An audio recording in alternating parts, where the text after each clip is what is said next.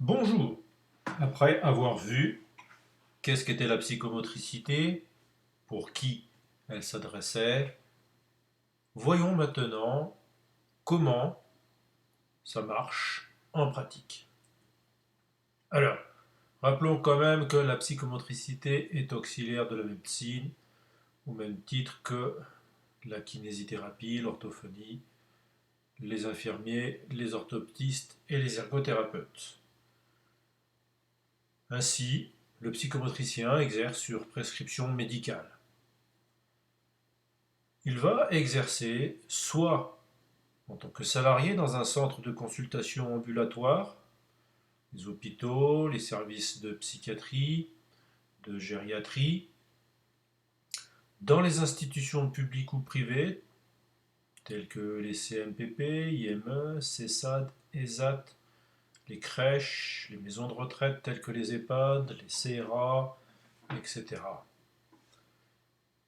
Et le psychomotricien va exercer également en libéral, que ce soit en cabinet ou en tant qu'intervenant extérieur sans structure, pour justement une institution, une association ou dans un cadre privé. Et comme toute profession médicale ou paramédicale, le psychomotricien commence toujours par réaliser un examen psychomoteur ou bilan psychomoteur. Alors, le bilan psychomoteur est un acte de participation au diagnostic médical. Il va constituer en un examen approfondi des difficultés et des capacités de la personne selon trois axes principaux d'investigation. Nous avons l'axe moteur, l'axe psychologique et un troisième axe qui est synthétique et global. Les conclusions du bilan seront bien sûr orientées en fonction du motif de consultation, du contexte et de l'âge du patient, et ils permettront soit de proposer, si besoin, des soins adaptés en psychomotricité, mais ce n'est pas forcément le cas toujours, soit une orientation vers une autre approche disciplinaire, soit des examens complémentaires, médicaux, par exemple, orthophoniques, psychologiques, orthoptiques, etc., qui permettront soit donc de dégager une prise en charge en psychomotricité ou une approche vers une autre discipline. Alors, pour ce qui est de ces trois axes, nous avons un axe moteur, nous l'avons dit, qui est celui de l'examen de l'organisation motrice, qui comporte bien sûr tout ce qui est coordination, dissociation, praxie, conduite motrice de base, conduite visiomotrice, tout ce qui est équilibre, orientation et structuration dans le temps et l'espace, organisation, planification motrice, qui est une instance supérieure de la coordination, que ce soit de perceptif ou constructif, tout ce qui est organisation grapho-perceptive et graphomotricité, schéma corporel, latéralité, tonus, attitude, posture, le grand domaine kinesthésique et bien sûr tout ce qui est perception, puisque ça fait partie du corps. Dans l'axe psychologique, ça va être l'historique, l'anamnèse de la personne et ses capacités d'expression. Donc tout ce qui est en rapport avec l'histoire, les événements de la personne, mais bien sûr son parcours médical, son contexte familial et sa relation aux autres, tout ce qui est caractère, sensibilité particulière, croyance, conception, le rapport que la personne entretient avec son corps, son aisance, tout ce qui est tonus et réactions tonico-émotionnelles, les blocages qu'elle a pu faire, les régressions, tant sur le plan moteur que psychologique, et ses possibilités, ses capacités d'expression dans le domaine de la verbalisation, du langage corporel, et éventuellement aussi tout ce qui est expression graphique ou plastique. On va voir son comportement d'une manière générale, mais un peu plus sous l'angle du couple impulsivité-inhibition. N'oublions pas bien sûr toute la sphère cognitive, Donc mémoire, compréhension à mettre en relation bien sûr avec sa culture, son degré de culture.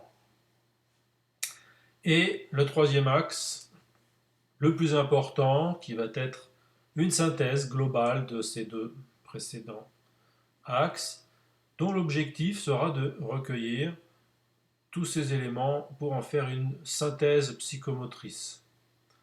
Ça va permettre de proposer un diagnostic, de dépister ou dégager une compréhension du trouble psychomoteur, si toutefois il y en a un, bien sûr, qui peut être donc la conséquence d'une difficulté, d'un malaise, d'un trouble physique, psychique ou mental. Cet axe donc permettra d'évaluer le développement de l'état des fonctions psychomotrices d'un sujet, bien sûr en fonction de son âge. Et bien sûr, il est inutile de le répéter, le diagnostic ne peut se faire que dans le domaine psychomoteur. On ne peut pas faire un diagnostic d'un trouble moteur ou d'un trouble psychologique ou psychiatrique. Bien sûr, cela est réservé aux médecins, généralistes ou particuliers, qui, dans ce cas-là, va se servir du bilan psychomoteur pour euh, faire son diagnostic médical. Mais le bilan psychomoteur ne s'y substitue pas. Le bilan psychomoteur, ce qui est important à retenir, c'est que les liens sont systématiquement faits entre les différents axes dits bilan et aussi entre les différents tests eux-mêmes. La synthèse est un élément primordial et une spécificité de la psychomotricité. Le bilan psychomoteur utilise donc aussi des tests standardisés, connus, reconnus et avec des cotations, surtout pour ce qui est de l'axe moteur. On utilise également des questionnaires. Et le bilan comprend au moins, on va dire, 50% d'observations cliniques. Et là, l'expérience du praticien et son rapport, la connaissance qu'il aura de son dialogue tonico-émotionnel avec son patient seront bien sûr d'une grande importance. Alors, il y a quelque chose de très important dans le bilan, c'est cette observation, ce sens clinique, qui est extrêmement spécifique au psychomotricien. Symboliquement, du bas vers le haut, c'est-à-dire de la sphère motrice vers la sphère psychique, on va définir le niveau de développement moteur et observer les mouvements et attitudes de la personne afin d'y déceler des malaises, des difficultés psychiques. On va évaluer comment est vécu un handicap physique, une difficulté, et son retentissement sur le psychisme et le mental. Sachant que dans ce domaine, évidemment, chaque personne est différente, unique et particulière. Du haut vers le bas, c'est-à-dire du psychisme vers le corps, on va prendre en compte l'impact des difficultés ou des capacités intellectuelles ou psychiques sur les mouvements et les attitudes. Comment cela se manifeste-t-il? On va donc évaluer comment la personne utilise son corps, intelligemment ou pas, en fonction de cet équipement physique qu'elle a. Dans tous les cas, rappelons que c'est une vision spécifique, globale et synthétique qui fait cette spécificité. Alors, comment ça marche? Quels sont les moyens utilisés par le psychomotricien? Il y en a beaucoup. D'abord, les activités motrices diverses, avec bien sûr deux domaines, la motricité globale et la motricité fine, avec toutes sortes de médiations. Alors ça peut être des parcours psychomoteurs, des jeux sportifs, la gym par exemple, les arts martiaux, l'escalade, le cirque. Ça peut être la dextérité manuelle, avec la vitesse, la précision du mouvement, avec ou sans manipulation d'instruments ou de très petits objets. Nous avons tout le domaine de la graphomotricité pour les troubles de l'écriture, les troubles du geste graphomoteur, afin de gagner en aisance et en automatisme du geste scripteur. On a des médiations ludiques, sensorielles, comme les prescripturaux. Il y a tout ce qui est jeu de réflexion perceptif et cognitif, Donc jeux de mémoire, de logique, de raisonnement, de planification, des jeux d'organisation qui font intervenir le sens pratique, des jeux dans le traitement de l'information visuospatiale, mais également des jeux ludiques de manipulation, de construction, de transposition, de symétrie, de passage de l'espace réel à l'espace graphique. Les moyens font intervenir aussi des techniques d'expression plastique, corporelle, rythmique, sonore, musicale, donc ça va être l'utilisation de tous les arts, quels qu'ils soient. Musique, peinture, sculpture, théâtre, mime, chant, origami, etc. Bien sûr, ça ne va pas être dans un but en soi, ce n'est pas pour réaliser une œuvre musicale, réaliser juste une peinture ou faire une scène de théâtre, mais pour faciliter les coordinations, le mouvement dans le plaisir et la détente, pour découvrir son potentiel créatif et le développer, pour identifier et mieux connaître ses émotions, ou découvrir d'autres moyens d'expression. On va utiliser aussi, bien sûr, maintenant les nouvelles technologies, c'est-à-dire le numérique étant en plein essor, bien sûr, le psychomotricien va s'en servir comme moyen. Donc ça va être tout ce qui est jeu sur ordinateur, tablette tactile, tout ce qui est vidéo, photo, comme par exemple le night painting, tout ce qui est immersion dans la réalité virtuelle, les balance boards, le biofeedback, etc.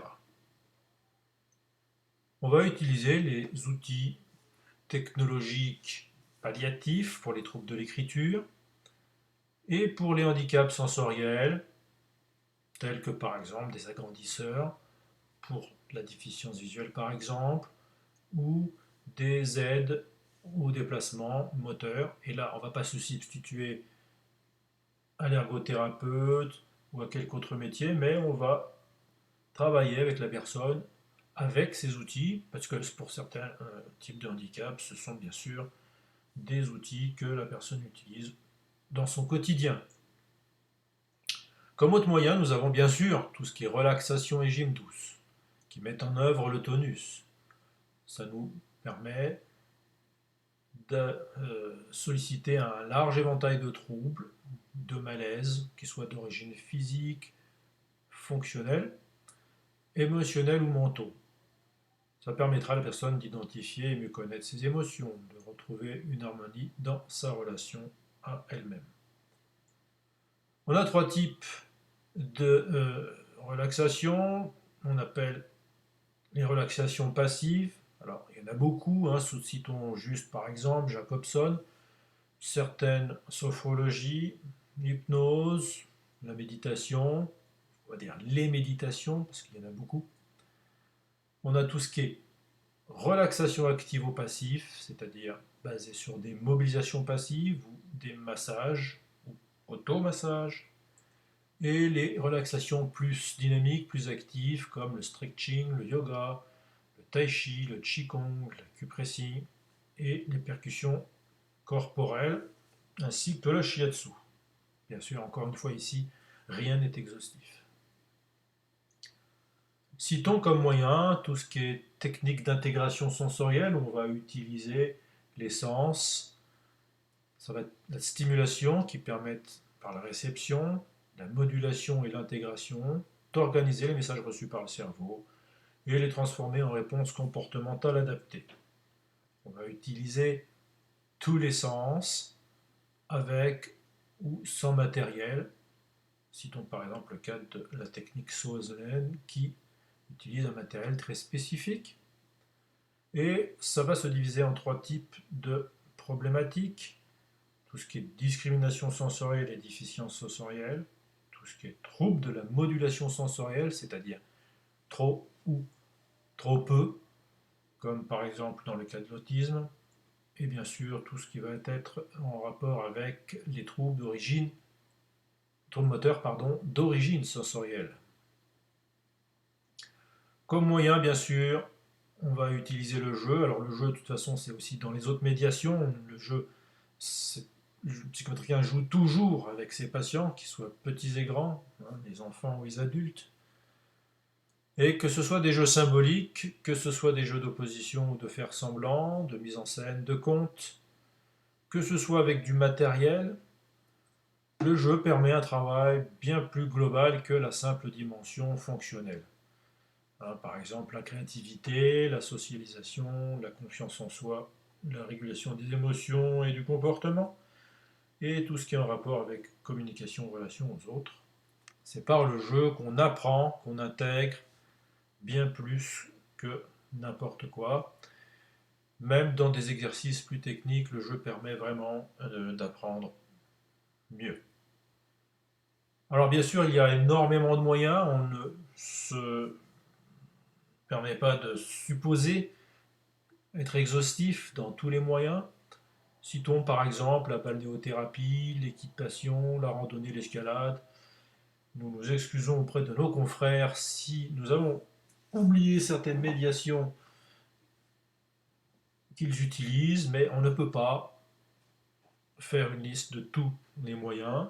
Nous avons juste défini certaines grandes catégories. Ce qu'il faut surtout comprendre en conclusion, c'est que les moyens utilisés par les psychomotriciens sont variés et qu'on peut en utiliser plusieurs en même temps qui vont s'interconnecter, interagir les uns avec les autres, comme par exemple la graphomotricité et les outils technologiques. Ce qu'il faut comprendre surtout, c'est que les moyens utilisés vont dépendre de la problématique du patient, de sa pathologie, de ses motivations et ses besoins. On ne va pas faire de l'escalade à quelqu'un si ce n'est pas son truc, même si c'est une médiation qui serait absolument géniale dans ce domaine-là. Hein. C'est-à-dire que s'il suffisait de trouver la bonne médiation qui serait comme quelque chose de magique qui va soigner, régler un problème, eh bien, ça serait trop simple. On peut très bien dire, ah bah tiens, tel patient, tel enfant, il a tel problème, donc je sors le jeu de la chandelle, et puis là l'enfant vous dit, bah non, mais moi j'ai pas envie d'y jouer. Qu'est-ce qu'on fait? On est coincé si le moyen, si l'exercice est un but en soi. Par contre, si c'est juste qu'un outil, on va sortir quelque chose d'autre ou tout simplement demander à la personne qu'est-ce qu'elle a envie de faire comme jeu et si c'est pas complètement opposé bien sûr à sa problématique, on va utiliser ce jeu d'une manière qui servira la problématique du patient. La dimension ludique et le bien-être sont capitales dans tous les moyens utilisés et seront donc un dénominateur commun. C'est aussi la façon qu'on aura d'utiliser cette médiation qui va être important. La médiation n'est pas un but ou une fin en soi, donc le plus important c'est la relation, la façon qu'a le professionnel d'utiliser cette médiation et pourquoi. Ce qui va verbaliser autour de ce qui se passe, de ce qui se fait, le comportement qu'il aura dans cette façon de jouer, qui sera une façon d'attirer l'attention du patient sur quelque chose qui est en lui. C'est ce qu'on appelle donc là aussi la dimension tonico-émotionnelle. Donc forcément, les retours qu'il va faire au patient, il va lui expliquer pourquoi, là, est-ce qu'il y arrive, et pourquoi il est important qu'il fasse telle ou telle chose. Il va faire des liens sur ce qu'il vit, sur sa vie quotidienne, sur des éléments en rapport avec la connaissance de soi. Voilà, ça c'est très important, ces derniers points, bien plus que la technique elle-même. Nous nous répétons, mais c'est vraiment ce qui fait cette spécificité de la psychomotricité.